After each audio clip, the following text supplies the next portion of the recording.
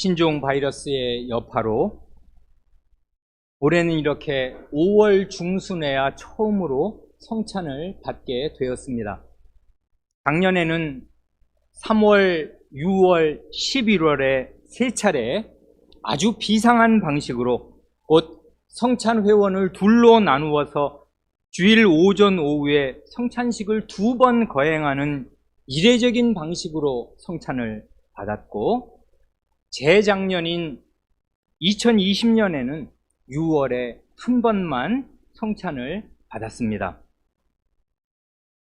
약 2년 전인 그 2020년 6월 성찬부터 지난해 11월 성찬 때까지 도합 7차례에 걸쳐서 이 고린도전서 10장을 읽으면서 그 뜻을 말씀드렸습니다. 목사의 가장 큰 바람 가운데 하나는 설교를 듣고 나서 그 성경 본문을 다시 읽을 때 전과는 다른 울림을 성도 여러분이 얻으시는 것입니다. 마침 최근에 주일 아침에 히브리서 3장, 4장을 교회적으로 함께 읽었습니다. 히브리서 3, 4장의 교훈과 이 고린도전서 10장 전반부의 교훈이 거의 똑같습니다. 어떻게 같습니까?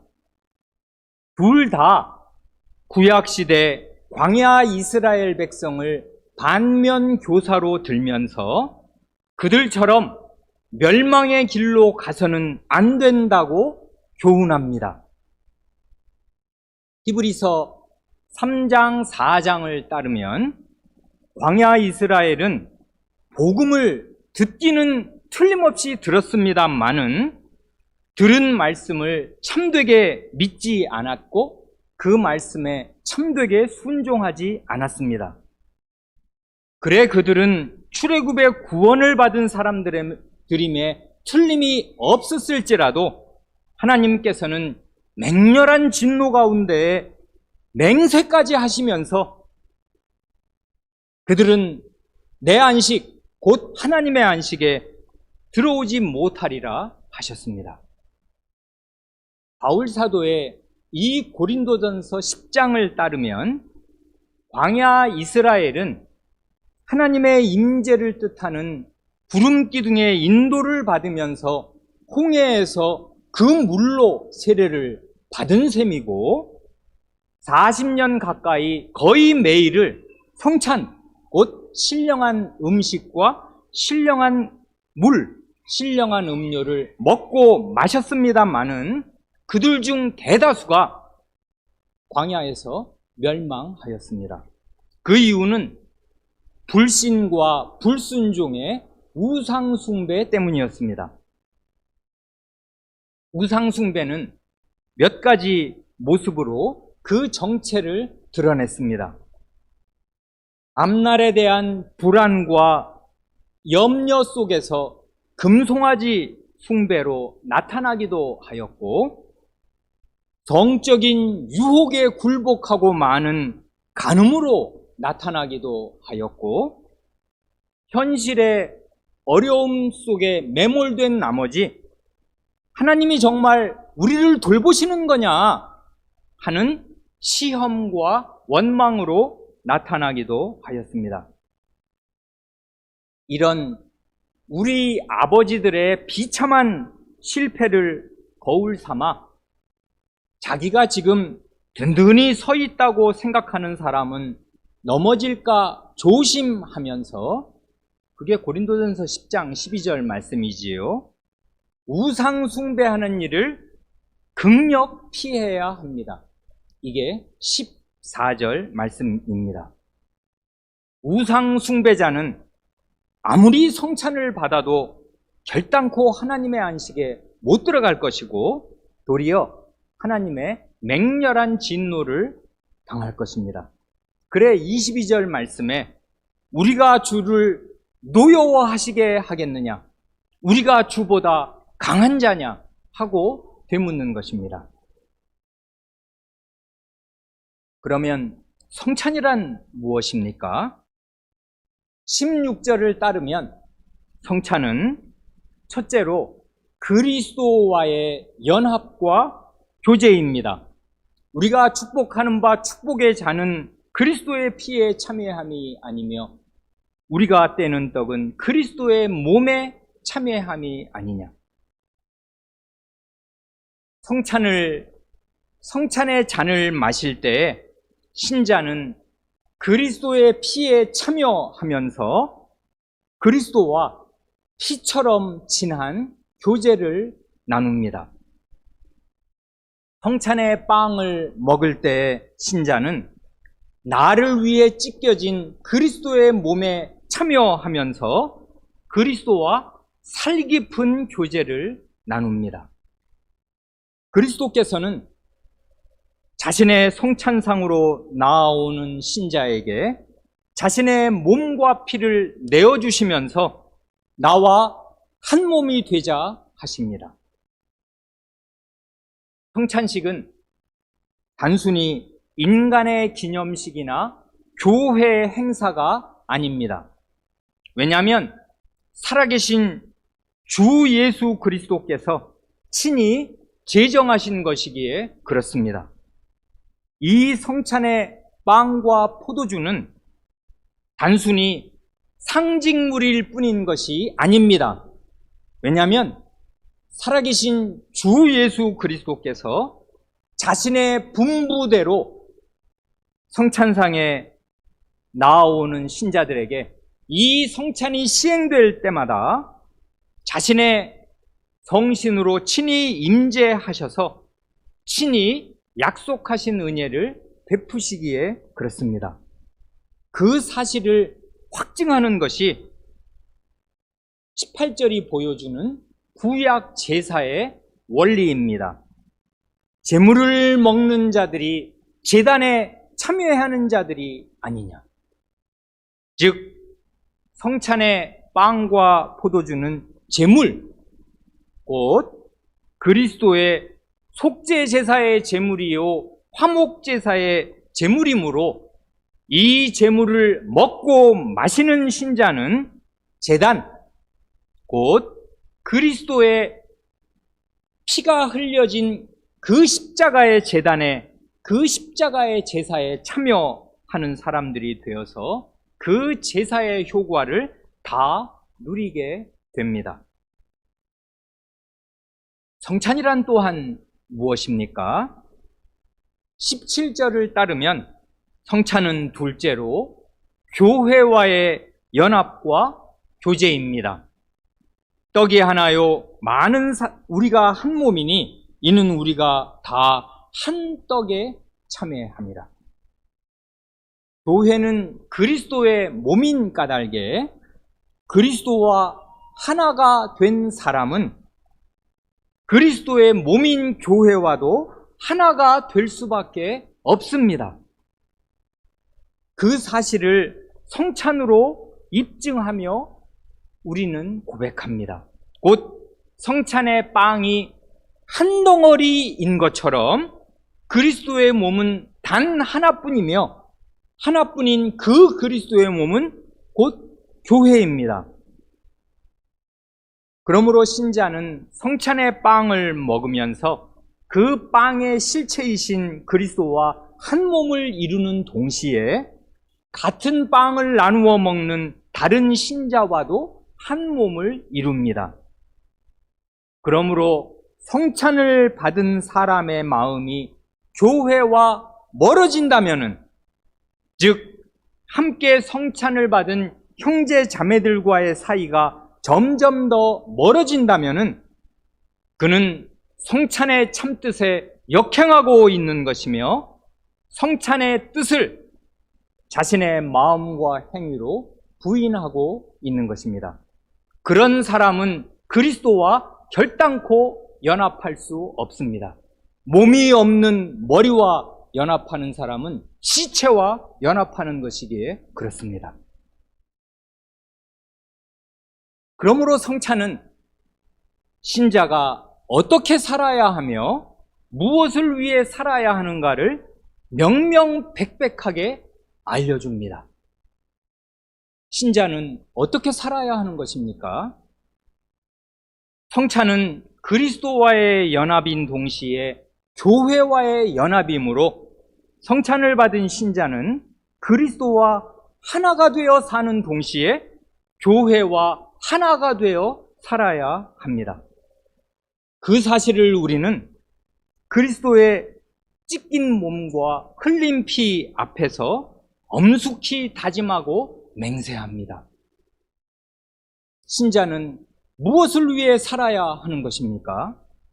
성찬은 그리스도와의 교제인 동시에 교회와의 교제이므로 성찬을 받는 신자는 그리스도를 위해 살아야 하는 동시에 교회를 위해 살아야 마땅합니다. 그 사실을 우리는 성찬상 앞에서 엄숙히 다짐하고 서약합니다. 그리스도를 위해 사는 것과 교회를 위해 사는 것은 둘이 아니라 하나입니다. 교회를 위해 사는 것이 곧 그리스도를 위해 사는 것입니다. 왜냐하면 교회가 곧 다름 아닌 그리스도 자신의 몸이기에 그렇습니다. 그래서 10장 23절 이하의 말씀이 나오는 것 아니겠습니까? 성찬을 받은 신자는 무슨 말을 할 때든 무슨 일을 할 때든 이 말과 이 일이, 내 행동이 이게 교회를 조금이라도 세우는 것이냐, 조금이라도 허무는 것이냐 하는 것을 생각하면서 그 표준을 따라 생각도 하고 말도 하고 행동도 하기를 힘씁니다. 23절 하반절 말씀에 모든 것이 가하나 모든 것이 덕을 세우는 것이 아니니 하는 말씀이 그 말씀 아닙니까? 죄가 명백한 죄가 되는 것이 아니라면 신자에게는 무엇이든지 할 수 있는 폭넓은 양심과 행동의 자유가 있습니다. 그러나 그렇게 자신의 자유를 구가하려 할 때에 모든 그 자유의 구가가 덕을 세우는 것이 아니다. 그러니 덕을 세우는 것을 기준으로 자기의 자유를 조절하고 절제해야 합니다. 덕을 세운다는 말은 이걸 직역하면 집을 세운다, 오이코도메, 집을 세운다 그 말인데, 이때의 집이란 두말할 나위도 없이 하나님의 집인 교회를 뜻하는 것입니다. 그러니 신자는 죄 짓지 않는 자신의 여러 시간을 보내고 행위를 할 수 있습니다마는, 그럴 때 이게 지금 교회를 세우는 것이냐, 그리스도의 교회다운 하나님의 집을, 그래서 신랑이신 그리스도가 거주하는 신방이 되고 하나님이 가장으로 계시는 그 집이 될 만한 일이냐, 이게 지금 하는 그 표준으로 자기의 행동을 스스로 검열해야 마땅합니다. 그렇기에 성찬을 받는 신자는 매사에 자기의 유익보다 다른 형제 자매의 유익이 무엇인가를 추구합니다. 바로 뒤에 24절 말씀이 그래서 붙어 있는 거 아니에요? 누구든지 자기의 유익을 구치 말고 남의 유익을 구하라.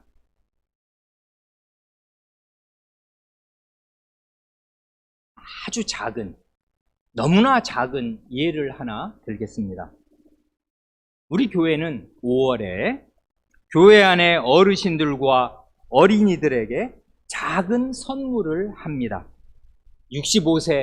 만 65세 이상 된 분 어르신으로 대접해서 선물하고, 태어나서 초등학교 졸업하기 이전에 우리 어린이들에게 작은 선물을 합니다. 이렇게 한 지 한 몇 년 된 것 같습니다.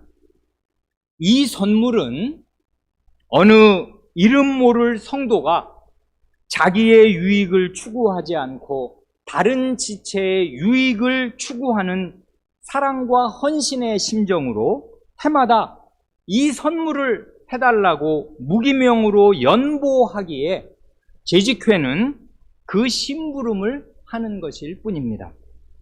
그러니 올해 선물을 받았다고 하여서 내년에도 당연히 선물을 받아야만 하는 것이 아니겠습니다.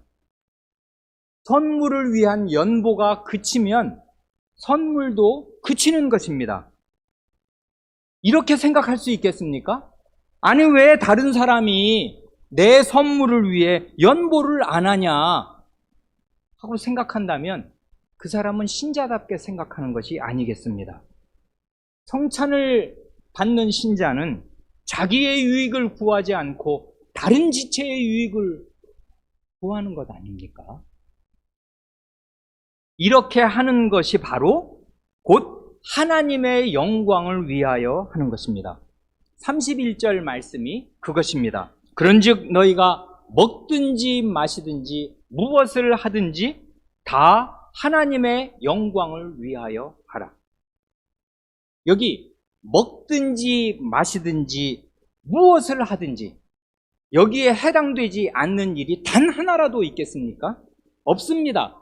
곧 먹고 마시는 식사의 일에서든지 무슨 일에서든지 다른 사람의 유익을 추구하는 마음으로 자신을 절제하고 자신의 자유를 스스로 제한하기도 하는 것이 왜 하나님의 영광을 위하는 일이 되는가 하면 그것이 곧 그리스도와 한 몸이 되어 그리스도의 정신으로 행하는 것이기에 그렇습니다.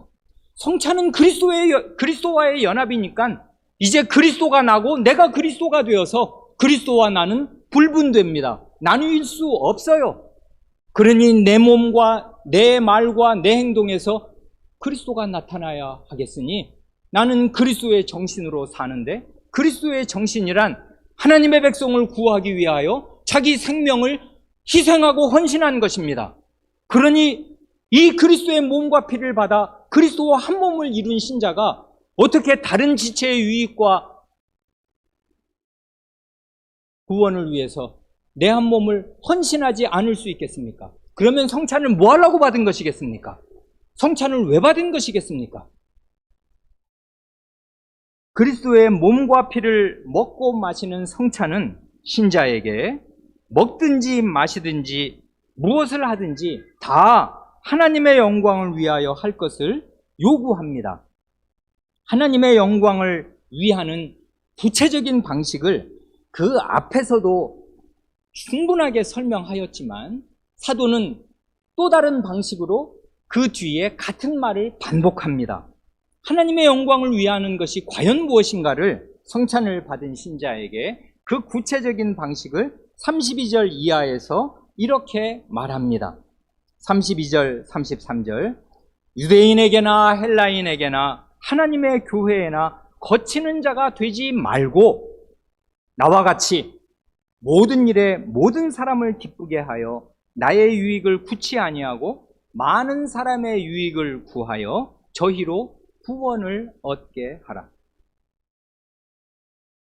이 말씀을 보면 성찬상 앞에서 신자는 하지 말아야 할 것이 있고 해야 할 것이 있습니다. 첫째로 하지 말아야 할 것은 유대인에게나 헬라인에게나 하나님의 교회에나 거치는 자, 곧 걸림돌이 되지 말아야 합니다. 유대인과 헬라인이라 하면 이게 그야말로 모든 사람을 지칭하는 전방위적인 말이지 않습니까? 지금 사도는 모든 인류를 생각하고 있습니다. 바로 그 앞절에서 먹든지 마시든지 무엇을 하든지 할 때 신자가 할 수 있는 모든 행위를 다 머릿속에 365도로 굴리면서 전방위를 다 표현하듯이 여기에서는 신자가 상대할 수 있는 모든 사람을 전방위적으로 지금 생각하며 유대인이나 헬라인에게나 특별히 하나님의 교회를 거기 덧붙입니다. 왜 그렇겠습니까? 내가 지금 교회 전진에 조금이라도 보탬이 되는 디딤돌로 살고 있는가? 아니면 교회가 하나님의 교회답게 서가는데 조금이라도 부담과 장애를 주는 걸림돌로 살고 있는가를 각각 돌이켜보라 하라는 것입니다. 왜 그렇습니까? 그 다음 뒤를 보면 단박에 알 수 있는데 교회가 구원의 방주이기 때문에 그래요. 다른 사람이 구원을 얻는 길은 교회가 교회답게 서는 길밖에 없단 말입니다. 그런데 교회의 거침돌이 되면 다른 사람들의 구원에 장애물 노릇을 하는 것 아니에요. 그러면 그리스도의 성찬, 그리스도가 목숨을 주신 일에 역행하며 살고 있는 것 아닙니까? 그래, 이번에는 둘째로 하지 말아야 할 것이 아니라 해야 할 것이 있는데 그건 나의 유익이 아니라 다른 사람의 유익과 구원을 위해 애쓰는 것입니다. 다른 많은 사람의 구원을 위해 필수적인 구원의 방주가 교회니까 특별히 교회의 걸림돌이 되지 말도록 당부하였을 것임에 틀림이 없습니다. 그런데 사도는 인상적으로 33절 맨 앞에 나와 같이 라고 해서 사도 자신을 교회의 모범으로 제시합니다. 무슨 모범을 말하는 것입니까? 이건 바로 앞장, 지금 우리는 10장 마지막 부분을 읽고 있는데 한 장 앞으로 가서 9장 마지막 부분을 읽으면 사도의 모범을 이미 같은 편지에서 제시하였기에 나와 같이 라고 하면 다 알아들으니까 이렇게 말하는 것이겠습니다. 9장 19절 이하 몇 절을 읽으면 다른 사람의 유익과 구원을 추구하기 위하여 사도가 어떻게 하였는가 하는 그 빛나는 모범이 나옵니다. 고린도전서 9장 19절 이하 유대인들에게는 내가 유대인과 같이 된 것은 유대인들을 얻고자 하며 율법 아래에 있는 자들에게는 내가 율법 아래에 있지 아니하나 율법 아래에 있는 자같이 된 것은 율법 아래에 있는 자들을 얻고자 하며 율법 없는 자에게는 내가 하나님께는 율법 없는 자가 아니요 도리어 그리스도의 율법 아래에 있는 자나 율법 없는 자와 같이 된 것은 율법 없는 자들을 얻고자 함이라. 약한 자들에게는 내가 약한 자와 같이 된 것은 약한 자들을 얻고자 하며 여러 사람에게 내가 여러 모양이 된 것은 아무쪼록 몇몇 사람들을 구원코자 함이니. 그 다음 23절 내가 복음을 위하여 모든 것을 행함은 복음에 참여하고자 함이라. 이 마지막 23절 말씀은 너무나 의미심장하지 않습니까? 사도가 이렇게 다른 사람의 유익에 자기 자신을 맞추면서 생활한 성찬상 앞에서 성찬의 용어로 한다면 그리스도와 한 몸이 되어 그리스도처럼 다른 사람을 대한 이유가 무엇입니까? 내가 이렇게 복음을 위해서, 복음의 대의를 위해서 모든 것을 행한 이유는 그 복음에 참여하고자 함입니다. 우리는 이렇게 삶으로써 복음이 무엇인지를 진정으로 깨달아갑니다. 복음은 깊은 것이에요. 복음은 간단한 한두 마디 말로 축약될 수 있는 것이 아닙니다.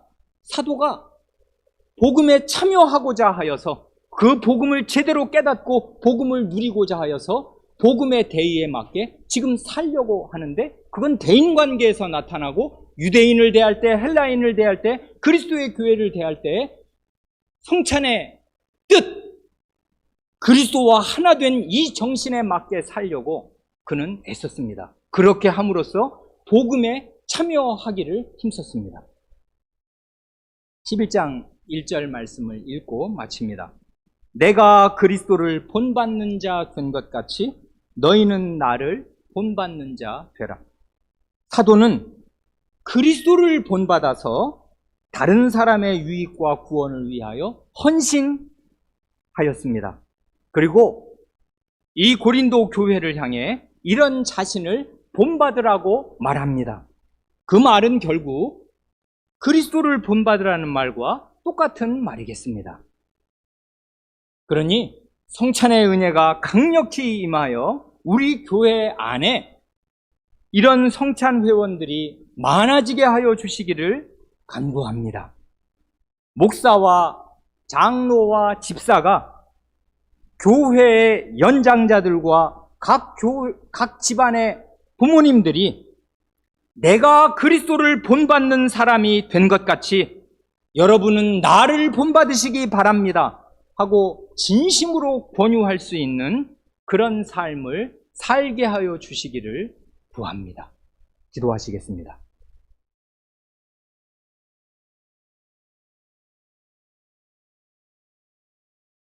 하나님 아버지, 바울 사도가 구약 이스라엘 절대 다수의 그 비참하고 두려운 실패를 거울 삼으면서 자기 앞에 그 너절하게 된 고린도 교회를 향하여 찢어지는 마음으로 복음을 전할 때 어떻게 구약 이스라엘의 멸망을 반면교사로 삼지 않으면 그 전철을 밟게 되는지를 말하고 성찬의 뜻이 무엇인가를 말하면서 그 당대에 처한 우상숭배의 위험을 이렇게도 생생하게 제시하였습니다.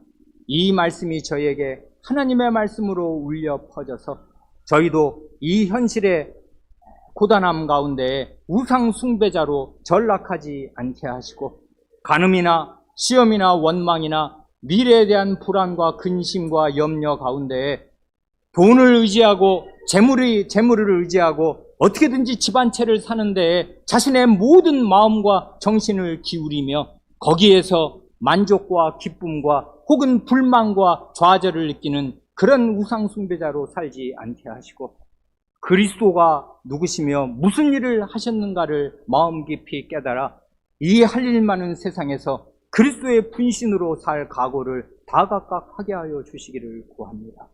그렇게 하도록 그리스도와 한 몸으로 저희를 연합시키시고 저희를 각처에 두셔서 그리스도의 분신으로 살게 하시니 이 성찬의 뜻이 저희에게 활발하게 나타날 수 있게 하여 주시기를 구합니다. 우리 구주 예수님의 이름으로 기도합니다. 아멘.